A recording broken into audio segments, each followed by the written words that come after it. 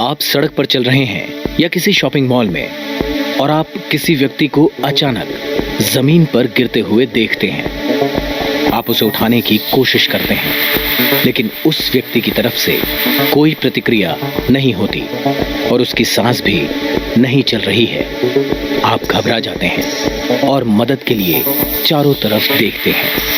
लेकिन क्या आप जानते हैं कि ऐसे व्यक्ति को सीपीआर देकर उसकी जान बचाई जा सकती है? जी हाँ, बिल्कुल सही सुना आपने। सीपीआर मतलब कार्डियोपल्मोनरी रिससिटेशन। चाहे उस व्यक्ति को हार्ट अटैक हुआ हो, पानी में डूबने की वजह से या बिजली का करंट लगने की वजह से उसकी हृदय की गति रुक गई हो, हृदय की गति रुकने की स्थिति में सीपीआर देकर जीवन को बचाया जा सकता है। क्योंकि सही समय पर सीपीआर दिया जाए तो व्यक्ति के बचने की संभावना दोगुनी हो जाती है। सीपीआर इमरजेंसी प्रोसीजर है जो जानकार व्यक्ति द्वारा कहीं भी दिया जा सकता है।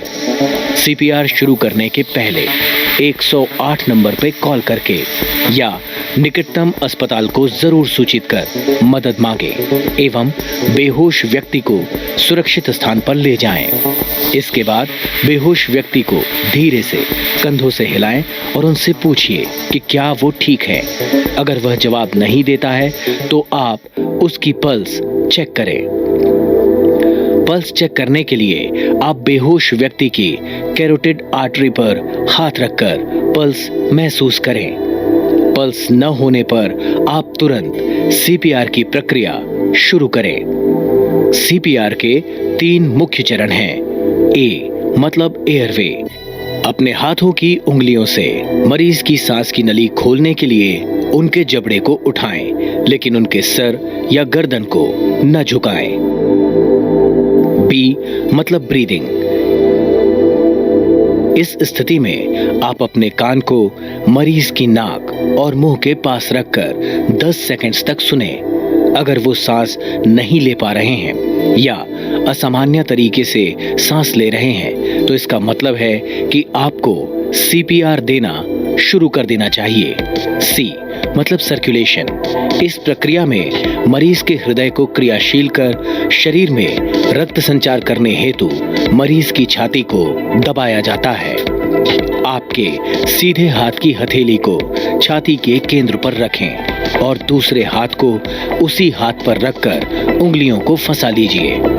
उसके बाद मरीज की छाती की हड्डियों को सीधा 4 से 5 सेंटीमीटर तक नीचे दबाव दें। दबाव देने और छोड़ने का समय बराबर होना चाहिए।